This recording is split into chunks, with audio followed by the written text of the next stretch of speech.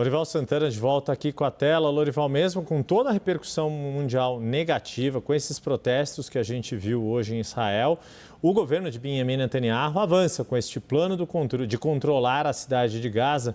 Quais são as consequências, o que você nos traz de análise de Benjamin Netanyahu mantendo esta aposta que provocou tanta reação, não só internacional, mas dentro do seu próprio país? Exato, isso é o mais relevante para ele, né? Centenas de milhares de israelenses foram às ruas hoje em muitas cidades israelenses, bloquearam a estrada que liga Jerusalém a Tel Aviv, bloquearam ruas, dezenas deles foram presos e eles diziam que não se pode ganhar uma guerra sobre os corpos dos reféns que estão nas mãos do Hamas, dos quais 20 ainda estão vivos, segundo se estima. E essa é a grande disputa, né, que existe dentro de Israel. O governo israelense dizendo que vencer o Hamas é a forma de não só trazer segurança para os israelenses, mas também trazer de volta os reféns. E a grande parte da população, segundo as pesquisas, 70% dos israelenses acham o contrário, acham que essa guerra já foi longe demais e que é preciso negociar com o Hamas. E os fatos, nesses quase 2 anos de crise, demonstram isso, que às vezes em que os reféns foram libertados foi mediante negociação. Entretanto, agora o conflito chega ao seu estágio final, no qual seria necessário Israel se comprometer com o Hamas de retirar suas forças militares da faixa de Gaza, e isso o governo Netanyahu não quer fazer. De um lado, não existe uma solução política para quem administraria a faixa de Gaza. Naturalmente, para Israel é inaceitável que o Hamas retome o governo na faixa de Gaza. Mas, por outro lado, também o gabinete israelense tem elementos bastante radicais que querem tomar a faixa de Gaza, controlá-la e até mesmo expulsar os 2.200.000 palestinos que vivem lá, anexar esse território. Essa é a visão do Bezalel Smotrich, ministro das Finanças, e do Itamar Ben-Gvir, ministro da Segurança Nacional.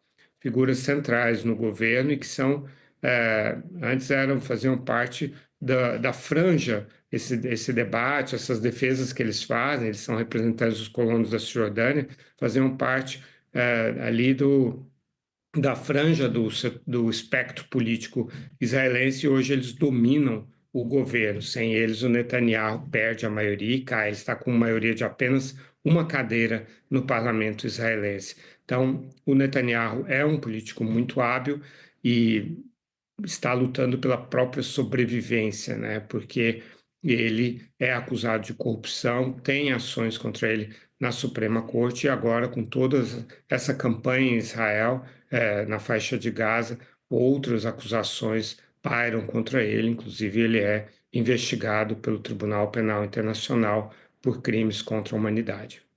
Lorival, deixa eu aproveitar a sua presença ainda. A gente, no começo aqui desta nossa edição do Agora CNN, a gente estava tratando do quanto as atenções da comunidade internacional estão muito voltadas para as cúpulas de Donald Trump relacionadas à guerra na Ucrânia, toda essa expectativa, inclusive, de receber Zelensky de volta à Casa Branca, assim como líderes europeus.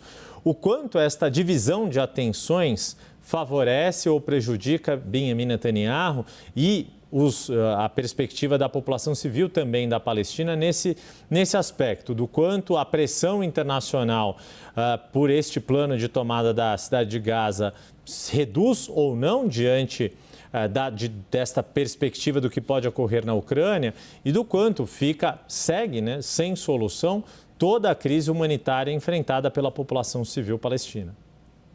Alguns desses governantes que estarão amanhã na Casa Branca já anunciaram que vão reconhecer o Estado palestino na Assembleia Geral da ONU no mês que vem em Nova York, né, incluindo o Reino Unido e a França, que são tradicionais aliados de Israel, também o Canadá, a Austrália, países importantes do Ocidente estão fazendo esse movimento. Mas você tem razão, as energias, as atenções desses líderes, desses países, estão nesses dias muito voltadas para a questão da Ucrânia, que é uma questão vital para a Europa, né? A defesa frente ao que eles consideram a ameaça russa. Esse momento crítico lá realmente acaba diluindo essas pressões que Israel enfrenta.